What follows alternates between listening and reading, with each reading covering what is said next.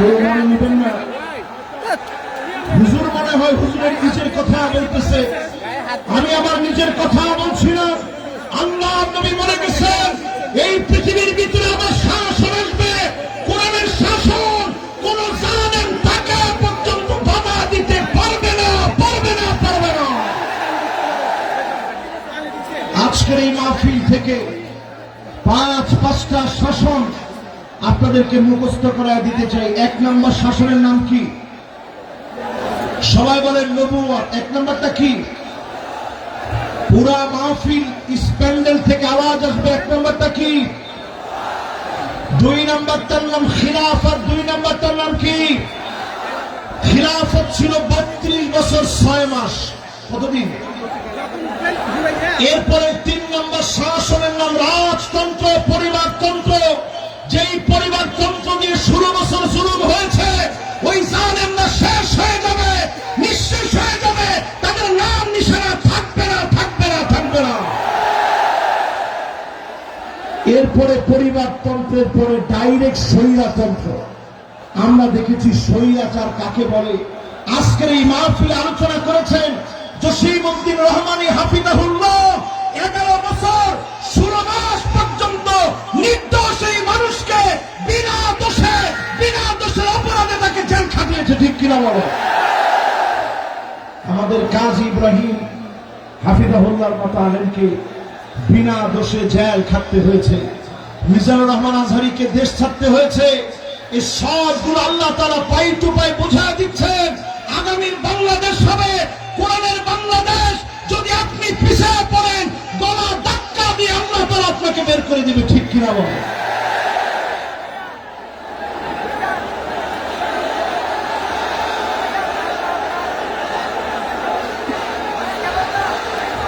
আমি আপনাদের সুন্দর সুন্দর স্লোগান লক্ষ্য করছি। স্লোগানের ভিতরে যদি আপনারা বলতে পারেন আল কোরআনের আলো, না না, ঘরে ঘরে তো অনেক বছর জ্বালাইলাম, 54 বছর হয়ে গেছে। তাহলে কথা মাশাআল্লাহ, এটা কিন্তু আমার কথা না, আমি দলিল দিয়ে আপনাদেরকে বোঝানোর চেষ্টা করলাম। সামনে যদি এই পথে আপনি না আসেন, এমন মার খেতে হবে, পিঠের ভিতরে সালা বেঁধে রাখবেন, গাছে গাছে আলেমদেরকে লক্ষ্য রাখবে, প্রতিবাদ করার মতো লোক আপনি দেখবেন না। এই জন্য পরিষ্কার আজকের মাহফিল থেকে বলেন আল কোরআন আলো কোথায় জ্বালাবেন? দেখি একজনের স্লোগানটা দেন তো জোরালো ভাবে।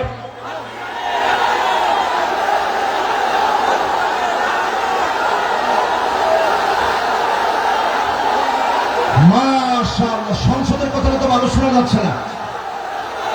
মাশাআল্লাহ, আল কোরআনের আলো, আল কোরআনের আলো।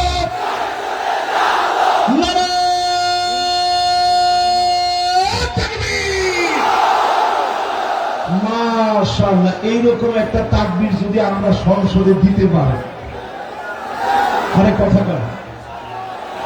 আমরা ছিলাম ইয়ারমুকের যুদ্ধে মাত্র 36,000 মুসলমান, বিপরীতে তারা ছিল 4,40,000। খালিদ বিন ওয়ালিদ শুধু চিঠি লিখেছে, আসলিম তাসলাম, ইসলাম গ্রহণ করো, শান্তি পাবে। রোমক সম্রাটের পায়জামা গরম হয়ে গেছে। সে চিন্তা করছে 36,000 মুসলমান আসলে আমরা পারবো কেন? মুসলমানরা ছিলাম মাত্র 36,000, তারা ছিল 4,40,000। রোমক সম্রাট সাহায্য চেয়ে চীনের কাছে চিঠি লিখছে, এই মুহূর্তে চিঠি লিখলাম, আপনি আপনার বাহিনী পাঠান, মুসলমানদের সাথে লড়াই করা লাগবে। উত্তর দেওয়া হয়েছে, চীনের সম্রাট লিখছে, খবরদার তাদের সঙ্গে যুদ্ধে যেও না। ইন্না কওমান লাউ আরাদু আন ইয়াখলাল জাবাল লাখালাউহা। মুসলমানরা যদি পাহাড়কে বলে, পাহাড় তুমি তোমার জায়গা থেকে সরে যাও, পাহাড় তার জায়গা থেকে সরে যাও। এই জন্য আজকের এই মাহফিলে আমি দায়িত্বহীন কণ্ঠে পরিষ্কার বলতে চাই, আমাদের শক্তি ইমানের শক্তি, আমাদের শক্তি চেতনার শক্তি, আমাদের শক্তি কারণের শক্তি, আমাদের শক্তি ঐক্যের শক্তিতে পরিণত করে দাবানলের মতো জ্বলে উঠা রাখবে মুসলমান। রাজি আছেন?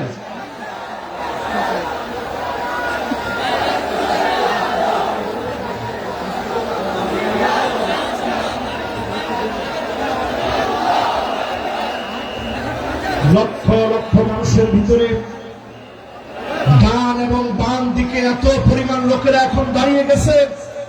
এই বিশাল মাহফিল, বিশাল সমুদ্র আজকে মানুষের ভাড়ে নুয়ে গিয়েছে। আজকের এই মাহফিলে বলবো, যে যেখানে জায়গা পাবেন বসে যাবেন। আমরা সবাই মিলে বসে বলবো, শাসন পৃথিবীতে আসবে কয়টা? মাশাআল্লাহ, লিল্লাহে তাকবীর। কয়টা শাসন? 1 নম্বর নবুয়ত, 2 নম্বর এরপরে রাজতন্ত্র, মাশাআল্লাহ, এরপরে স্বৈরা শাসন।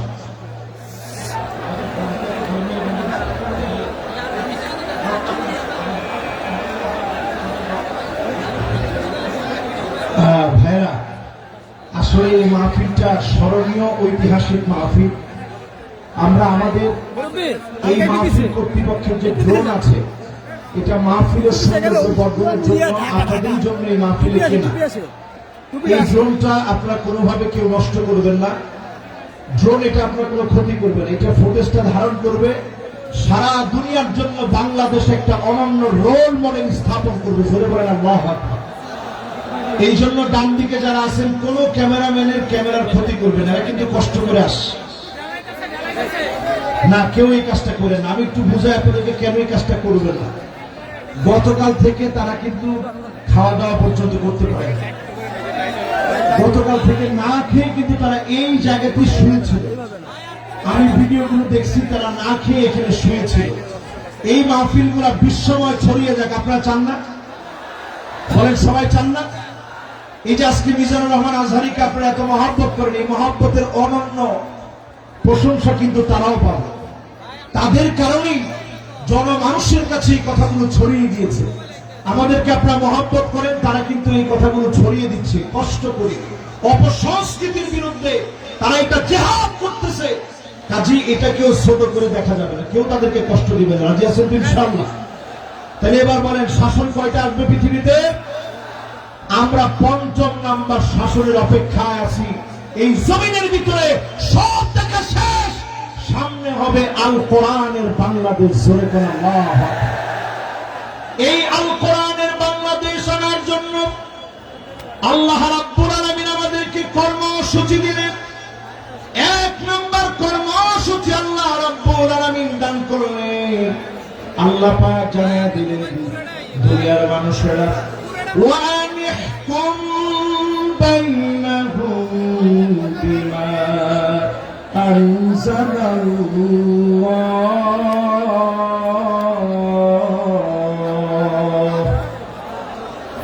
নবী বিচার করা লাগবে কোরআন দিয়ে। জোরে কোন কি দিয়ে? সবাই বলে জোর হলো না। আমাদের দেশে কি কোরআন দিয়ে বিচার হয়? বোনের হক দেওয়া কোন কিতাবের ভিতরে আছে? লিযাকার মিসলু হাযিল উনসায়াইন। 2 জন মেয়ের সমান, 2 জন মেয়ের সমান একজন পুরুষ পাবে। কোরআনই বিধান দিয়েছে। দুঃখজনক সত্য হলো, আজ আমরা মুসলমান অধিকাংশ লোকেরাই কোরআনের বিচার মানি না। ঠিক কিনা বলে? 2 নম্বরে আল্লাহ রাব্বুল আলামিন কর্মসূচি দিলেন, ওয়ালা তাত্তাবি আহওয়াহুম। মন গড়া বিচার চলবে না। বিচারপতি মানিক কাদের মতো আন্তর্জাতিক ট্রাইব্যুনাল নাম দিয়ে কেন্দ্রীয় ট্রাইব্যুনাল পরিচালনা করা চলবে না। ঘোষণা কার? জোরে বলেন কার?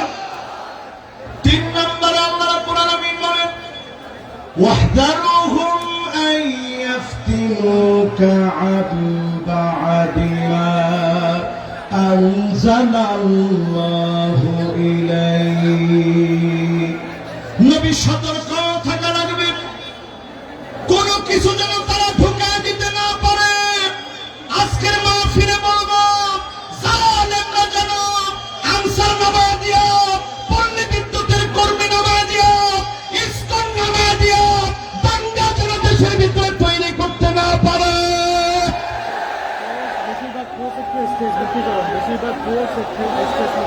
জোরে বলেন, এই কথা কার কথা?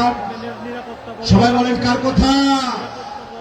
এরপরে আল্লাহ রাব্বুল আলামিন 4 নম্বরে বলেন, কর্মসূচি নাম্বার 4, ফাইন তাওয়াল্লাউ ফাআলাম আন্নামা ইউরিদুল্লাহু আইয়ুসিবাহুম বিবা'দি যুনুবিহিম।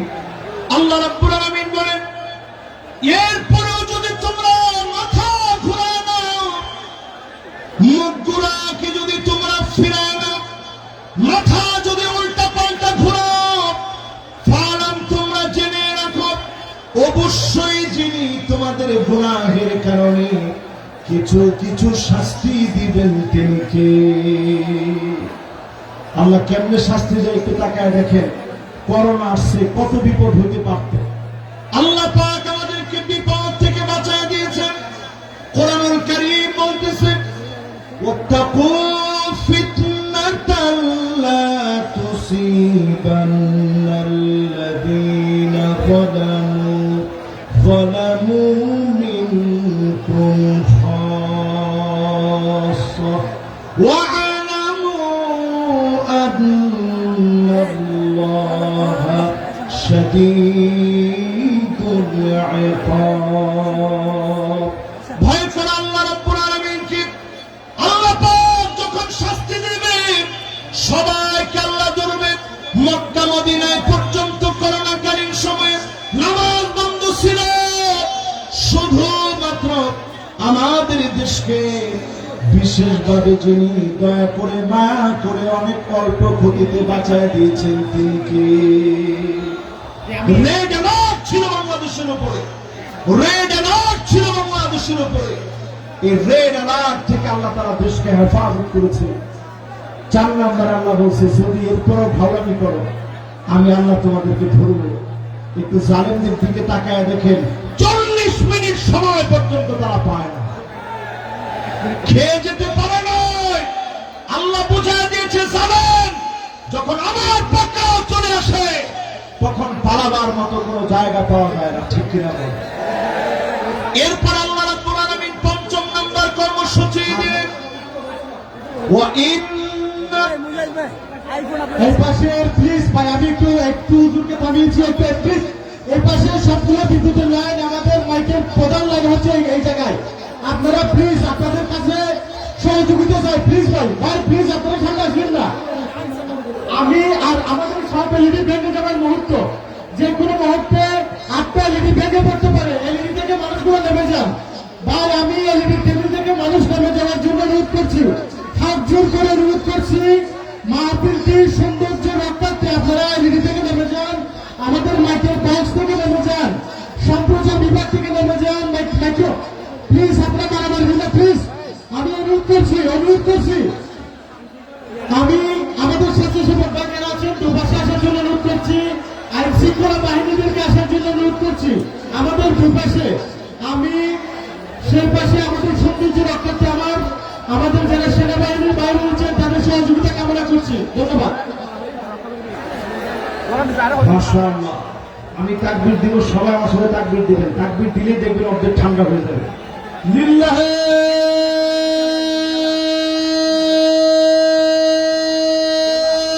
তাকবীর, লিল্লাহে তাকবীর। আল্লাহু আকবার। আল কোরআনের আলো ঘরে ঘরে জালো, সংসদে জালো,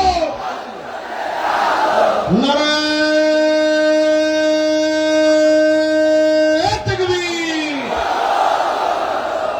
এবার সবাই একটু শান্ত হয়ে শোনেন শেষ কথাগুলো।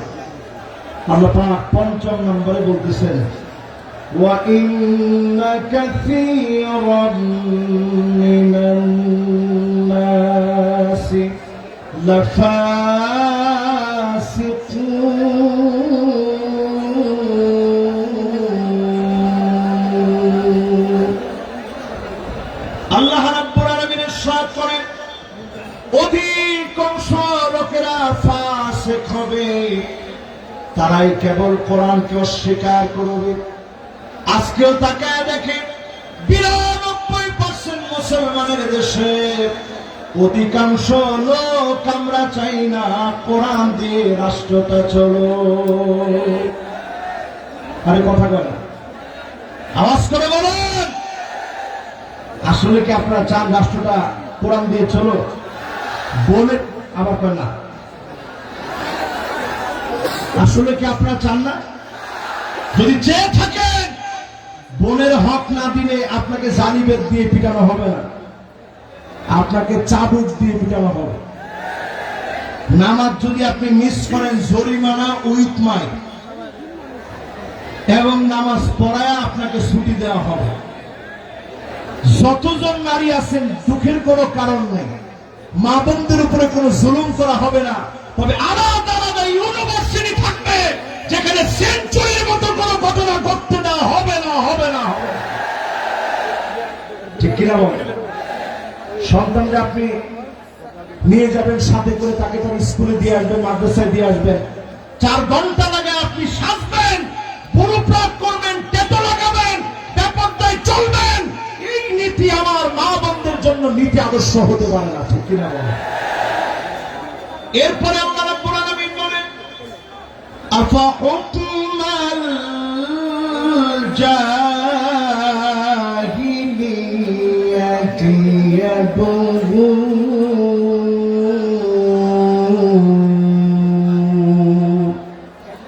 এটা 6 নম্বর কর্মসূচি। আল্লাহ রাব্বুল আলামিন বলতেছে, নবী এত কিছুর পরেও লোকেরা কি জাহিলিয়াতের দিকে চলে যাবে? এখনো যারা চায়ের দোকানে বলেন আগেই ভালো ছিল, জিনিসপত্রের যে দাম আগেই ভালো ছিল, রাস্তাঘাটে নিরাপত্তা নাই, আগেই ভালো ছিল, এখনকার সব কিছু কেমন তালমাতাল মনে হয়, আগেই ভালো ছিল। এই কথা যারা বলেন, তারা পরিষ্কার আইয়ামে জাহিলিয়াতের পথে তারা হাঁটতেছেন। ঠিক কিনা বলেন? জেল তুমি আপনি খাটেন নাই, জুলুম তো আপনি সহ্য করেন নাই। এদেশের 16টা বছর এমন জুলুম নির্যাতন চলেছে, গড়ে গড়ে, বাড়িতে বাড়িতে, এলাকায় এলাকায়, গলিতে গলিতে ঘুমাইতে পারে নাই, রাস্তাঘাটে ক্ষেতের ভিতরে মুসলমানের ছেলেরা ঘুমিয়েছে। ঠিক কিনা বলেন? আর এখন একটু তাদের দিকে তাকায় দেখেন, ফজরের আজানের আগে আজান যখন হবে, মুয়াজ্জিন কি একটু সব প্রস্তুতি নিচ্ছে, তখনই বের হয়ে চলে যায়। আপনার জিজ্ঞাসা করলে, মুয়াজ্জিন জিজ্ঞাসা করে কই যান, 70-80 রাকাত পড়ার জন্য যেতেছে। এরকম লোক এখন আসে না? আমরা কিন্তু আপনাদের উপরে জুলুম করিনি। যেই জুলুম আপনারা করেছেন, এই জুলুম আমরা আপনাদের উপরে কিছুই করি নাই। সবটা আল্লাহ তাআলা পাই টু পাই আপনাদেরকে বুঝাইয়া দিবে। ঠিক কিনা বলেন? এরপর 8 নম্বর কর্মসূচি আল্লাহ দিলেন, লিকাওমি ইউকিনুন।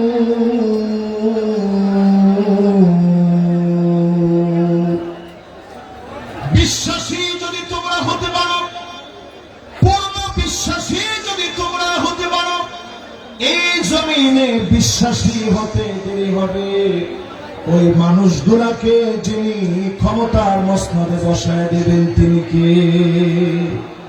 যেহেতু সময়টা একেবারে আমার জন্য সংক্ষিপ্ত, এখন আর 5 মিনিট আছে, আমি 3 মিনিটের ভিতরে আজকের এই মাহফিলে বলতে চাই, 5টা শাসন আসবে, 8টা কর্মসূচি বললাম। এবার নেতা চিনার 5টা কোয়ালিটি বলবো। কয়টা? সবাই বলে। 1 নম্বর হুব্বুন নাস, যেই নেতাকে মানুষ ভালোবাসবে, নেতার জন্য তাহাজ্জুদের সময় দোয়া করবে, এমন নেতা আমার নেতা। আর যেই নেতার সামনে আপা আপা বলবে, পিছনে গেলে বলবে আল্লাহ এত লোকের উপরে ঠাডা ফাড়ান, আপার উপরে কেন পড়ে না? আরো আসতে কর। এরকম আছে না নাই? ডান দিক দিয়ে হাঁটলে মানুষ বাম দিক দিয়ে চলে যায়, আর বলতে থাকে এই জালেমের হাত থেকে বাঁচান। শুধু আপনাকে মানুষ বাহ্যিক সম্মান করে, অস্ত্রের কারণে, গুন্ডামির কারণে, বাহিনীর কারণে। আপনি তাকায় দেখেন, আজকে এই মাহফিল প্রমাণ করছে, এমন নেতাদেরকে আমরা নেতা বানাবো না যাদেরকে মানুষ অন্তর দিয়ে মহব্বত করে।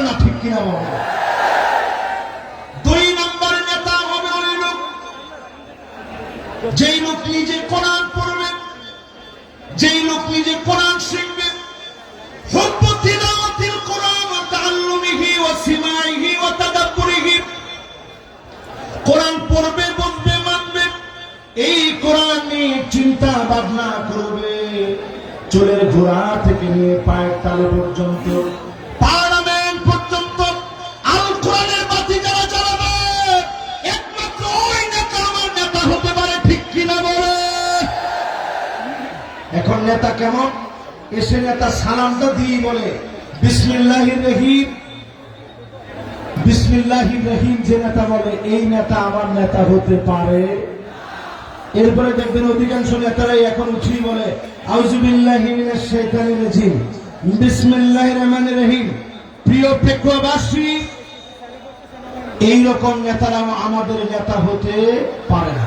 3 নম্বর ইত্তেবাউস সুন্নাহ, ওই নেতা আমার নেতা হবে যার চুলের গোড়া থেকে নিয়ে পায়ের তালু পর্যন্ত সুন্নতের অনুসরণ থাকবে। ঠিক কিনা বলেন? 4 নম্বরে আমার নেতা ওই নেতা হবে যেই নেতা তার আনুগত্যের সময়ে, নেতৃত্বের সময়ে আল ইমতিহান, পরীক্ষার পর পরীক্ষা দিবে, বাতিলের কাছে মাথা নত করবে না। আমার নেতা হবে ওই নেতা যেই নেতা দুনিয়ার জীবনে কল্যাণকর কাজ করবে, আইয়ুফিকাহু বিআমালিন সালিহিন ক্বাবলা মাউতিহি, মৃত্যুর আগ পর্যন্ত শুধু ভালো ভালো কাজ করে মারা যাবে, এমন নেতার বুকে গুলি চালাতে পারবা, ফাঁসির দড়িতে নিতে পারবা, ইমানের হিম্মত কমাতে পারবা না, পারবা না, পারবা না। আসসালামু আলাইকুম ওয়া রাহমাতুল্লাহি ওয়া বারাকাতুহু। সময় চাপা হয়ে যাবে।